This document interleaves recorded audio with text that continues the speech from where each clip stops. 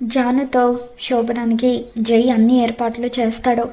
జై నిజస్వరూపం తెలుసుకున్న జాను ఎంతగానో టెన్షన్ పడిపోతూ ఉంటుంది.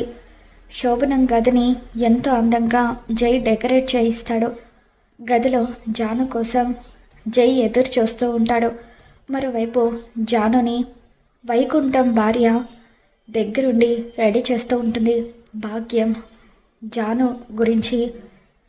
జీవితం గురించి కంగారు పడిపోతూ, మేడం, ఈరోజు ఈ కార్యం పూర్తయిపోతే అప్పుడు మీరు జీవితాంతం ఇక్కడ బందీగా మారిపోతారు మేడం.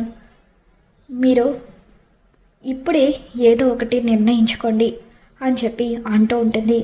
దాంతో విశ్వ కూడా జై గురించి తనతో హెచ్చరించిన విషయాన్ని జాను గుర్తు చేసుకుంటుంది. జాను, ఎంత త్వరగా వీలైతే అంత త్వరగా ఆ బందీఖానాల నుండి నువ్వు బయటపడు, అప్పుడే నీ జీవితం బాగుంటుంది అంటూ విశ్వ చెప్పిన మాటల్ని కూడా జాను గుర్తు చేసుకుంటుంది. జై శోభనం గదిలో జాను కోసం ఎదురు చూస్తూ ఉంటాడు. నా జానుని నా చేతులతో నేనే రెడీ చేస్తాను అని చెప్పి అలా గదిలోకి వెళ్ళి చూసేసరికి అక్కడ జాను లేకపోవడంతో జై టెన్షన్ పడిపోతూ ఉంటాడు. జాను కోసం ఇల్లంతా వెతుకుతాడు. జాను అలాగే శోభనపు పెళ్లి కూతురుగా రెడీ అయ్యి రోడ్డు మీద పరుగులు తీస్తూ ఉంటుంది.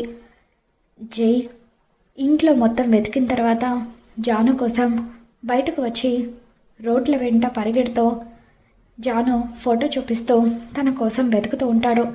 జాను ఒక ఆటోలో కూర్చొని ఉంటుంది. జై తన కోసం వెతకడం గమనించిన జాను ఆ ఆటోకున్న క్లాత్ని కిందకు వేసి జైకి కనిపించకుండా ఆ ఆటోలో దాక్కుంటుంది.